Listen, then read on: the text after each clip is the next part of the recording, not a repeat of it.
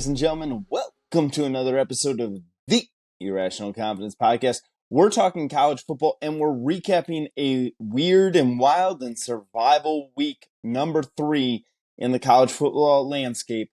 But I'm joined by my co-host, the man who has a pledge pin on his uniform. Fresh, how you doing, buddy? Absolutely right. Survival Saturday. For most teams, there's a certain team in Manhattan, Kansas, and Knoxville, Tennessee that they didn't survive, but just about everybody else made a lot of close scares. And there was a lot of chatter, but going into the week about it's terrible slate, no good games. That's when the craziness happens. We told you on the preview things are going to get weird, and boy, did they! Whether it was a massive comeback by BC up in Chestnut Hill and Florida State holding on, and hopefully Jordan Travis is healthy, or definitely Colorado State showed up and they made a game of it. The Dogs had a battle. It was Texas even got it. It was 10-10 going into the fourth quarter. It was great games across the board, and it shows every snap matters, every game matters. People competing, and that's what you want to see. You want to see teams compete and play out the schedule, and that's where the true playoff, in my opinion, really is. It's the schedule. Every game matters. Every week matters. All right, Fresh. So let's start this. Let's start our recap of week number 3. Where was your game of the week? What was the best game of the weekend? It was the noon kick between Missouri and Kansas State. That game went back and forth. Last year, obviously, Mizzou was ranked, going into Kansas State, and Kansas State stomped them, and that's when they sort of announced their presence. Well, did we see the opposite happen on Saturday? Luther Burden looked good. That offense for Cook looked good at quarterback. The kicker hits a 61-yarder to walk it off. I mean, the vibe in the stadium was a sellout for Coach Drink and all, and Missouri Tigers. You're just back and forth, back and forth, back and forth. Howard dinged up, but toughing it out, keep playing. Great game between both those programs, and Mizzou actually finally won. Last year they had Georgia on the ropes; they couldn't finish it out in the second half. This one they finished it out. Is that a sign of things to come there for the Tigers? And they've grown up and moved forward. But it was a great game across the board. So Fresh, I was back and forth all day on which game I thought was the game of the week. But then I went to the one thought is which win would mean the most to a fan base? Which win would they appreciate? Which win would the fan base just go and soak it all in as they won that game?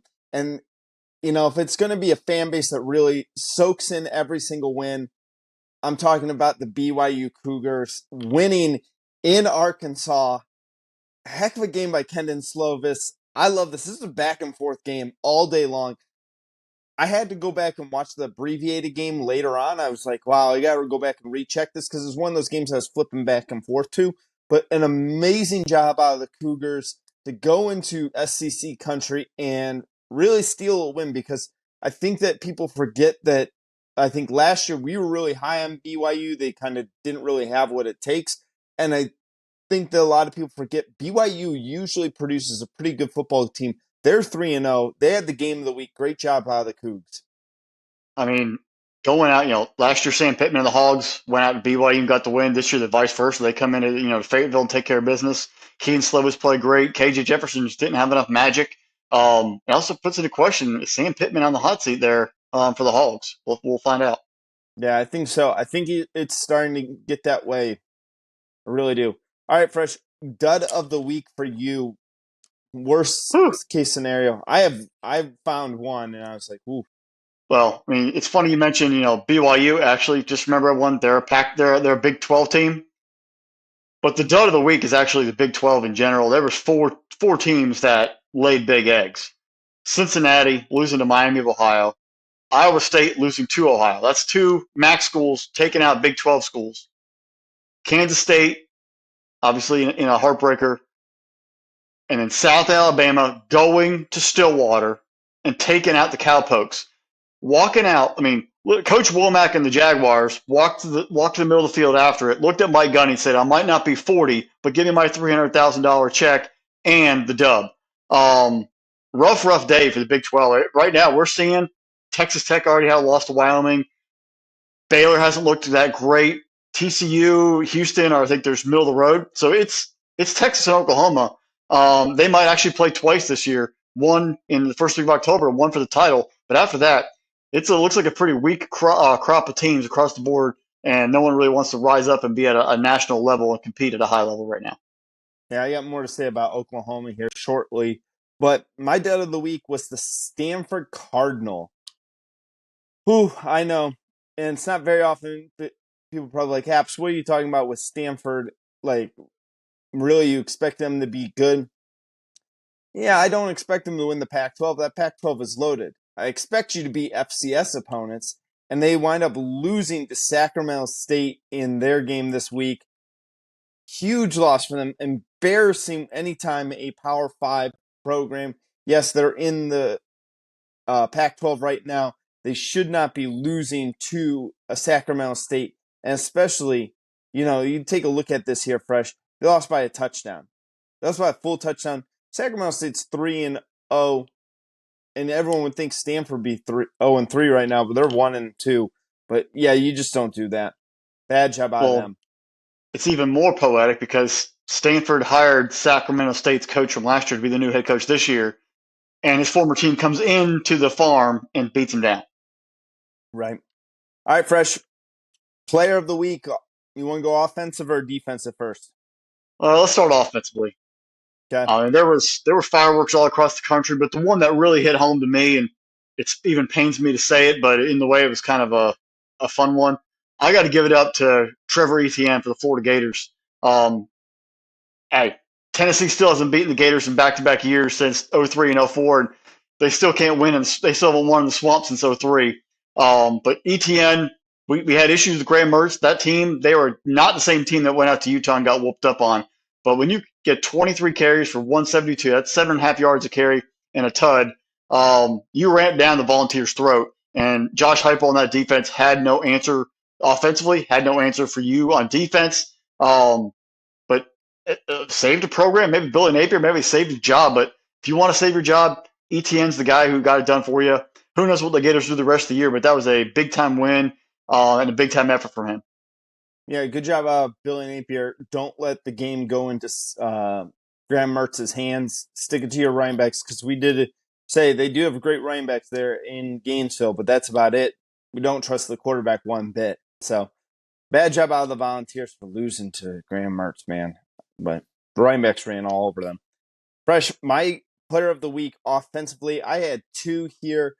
I had the leading rusher in all of college football who actually even outrushed ETN this weekend, and that's Garrett Schrader, the quarterback for the Syracuse Orange in the win over Purdue, had over 195 yards rushing, 4 touchdowns on the ground. Couldn't do it very well, only completed 50% of his passes through the air, but got it done on the ground. Hey, it gets your team the W. He single-handedly outscored the Purdue Boilermakers, so he's my first player of the week.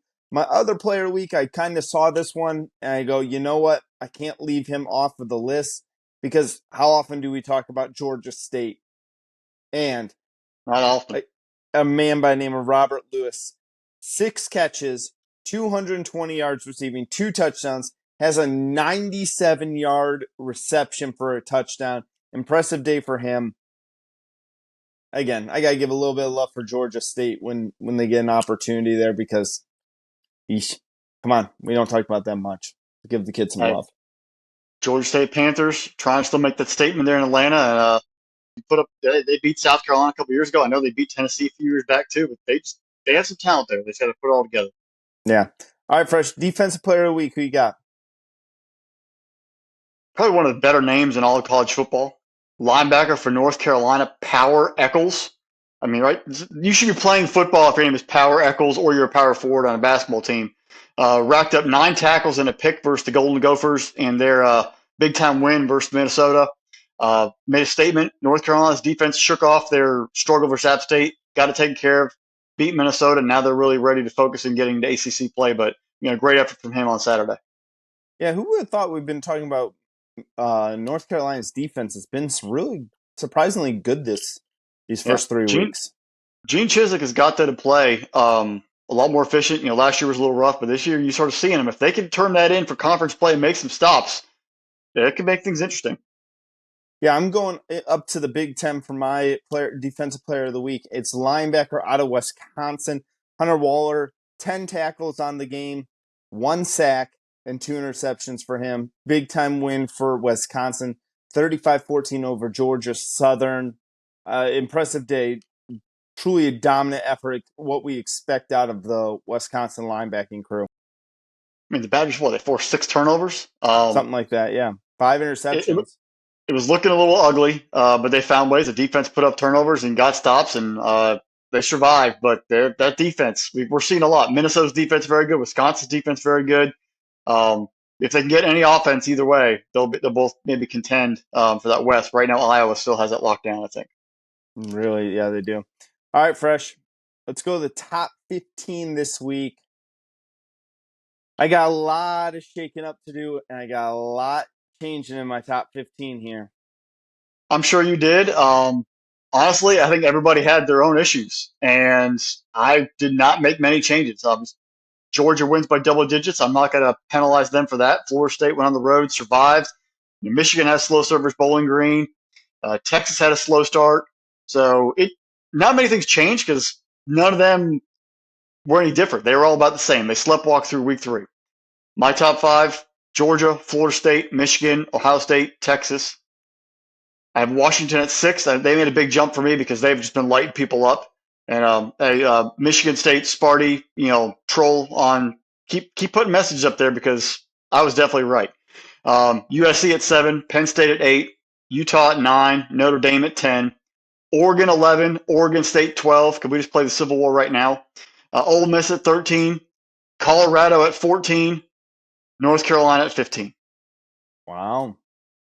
All right, Fresh. Well, I have a lot of teams like right just outside, but I have one team that's made a jump into my top 15 here shortly. But my number one team is still the Texas Longhorns. I still think what they've done, and I'm not penalizing them against the Wyoming game. Wyoming has a win over Texas Tech, who we thought very highly of. We think pretty highly of that Wyoming program. I was not shocked that they went into Texas and gave the Longhorns everything they could handle, especially with the Longhorns coming off of a big time win in Alabama. I was fully expecting kind of a little bit of a letdown game by them. So Texas is still sitting at number 1 for me. Florida State is number 2. These two programs have the 2 best wins. They have the best resumes in my mind. I am now into the mode, and when I'm doing my top 15 here, I'm doing it solely onto resumes from this year now. And I'm looking at we have enough tail of the tape right now and saying, like, these are what I'm thinking are the best teams in college football. I got Georgia at number 3, Wolverines at number 4, Ohio State at number 5. I moved Ohio State up a spot here. I believe I had them number 6 last week. I have them at number 5 this week because they were able to hold down the best offense in college football for the last 3 years in Western Kentucky. I fully expected that to be a shootout, and that was not the case there. I have Nope. Washington at number 6. It was very difficult for me not to put Washington in the top 4. I'm like you. I think Washington's probably really been one of the most impressive teams all 3 weeks of the season. I got USC in at number 7. Penn State is at 8, and that kind of hurt my heart because I thought Penn State's really better than that. They need some people in front of them to lose. Notre Dame's coming in at 9. Oregon at 10 for me. Utah at 11. Oregon State at 12. LSU at 13. I've dropped Alabama down all the way down to 14 right now. And I've dropped them down because of what I watched that entire South Florida Alabama game. And I still have some questions about a lot of things. And making their first time appearance, because I talk about how impressive Washington's look. Yes, this team hasn't really played that murderous schedule to open the season, but they've looked impressive. In all 3 weeks, the Oklahoma Sooners are in the top 15 right now. They've been impressive. I want to see more out of them. I want to see them get into Big 12 play here. On the outside looking in, I got UNC, Colorado, Ole Miss, Miami, and Duke as my next 5 teams just on the outside looking in.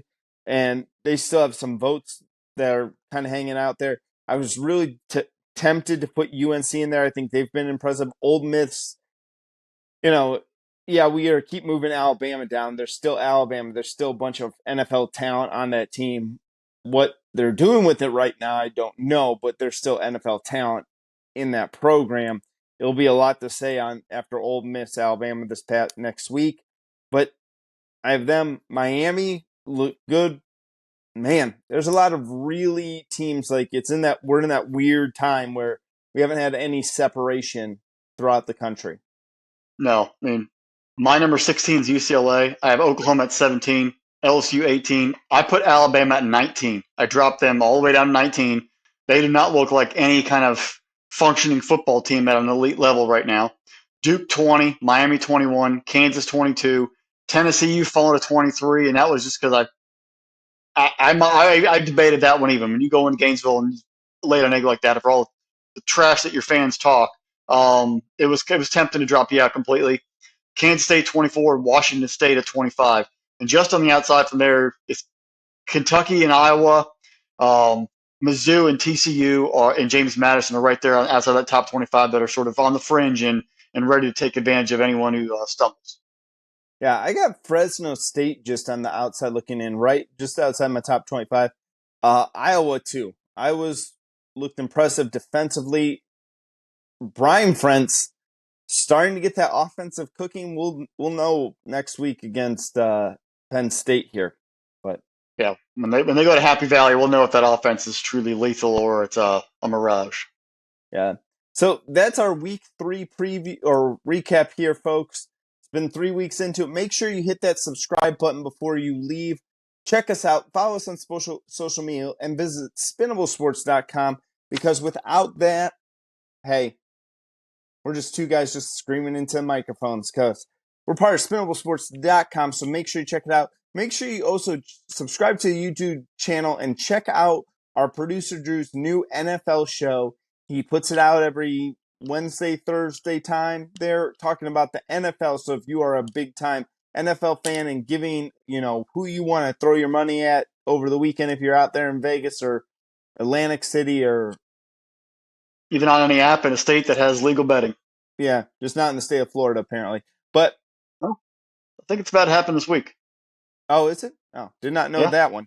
But hey, make sure you check his new show out there. But like, subscribe wherever you get your podcast from because Fresh and I, we're those 5-star prospects. So you guys got to leave us that 5-star review. We appreciate all of that.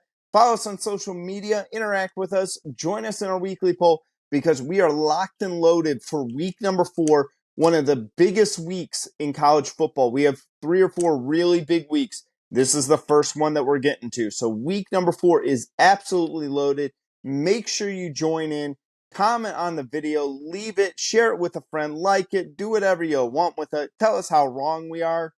We don't keep receipts or anything like that. Never do, but you know what? It's always fun to read the comments, give us a good laugh. Maybe this will make us think a little bit more about stuff. But in the end, we're all here having fun, dropping our knowledge, and we're rational about it. So that's the way it rolls. Everybody, we are 25% through the college football season. Enjoy every one of these games. Do not take them for granted. Before you know it, we're going to be halfway through and we start, wasting these games away. Enjoy every one of them. Take them all in. Make them and treasure them because college football is the greatest thing in the world. And with that, bye, y'all.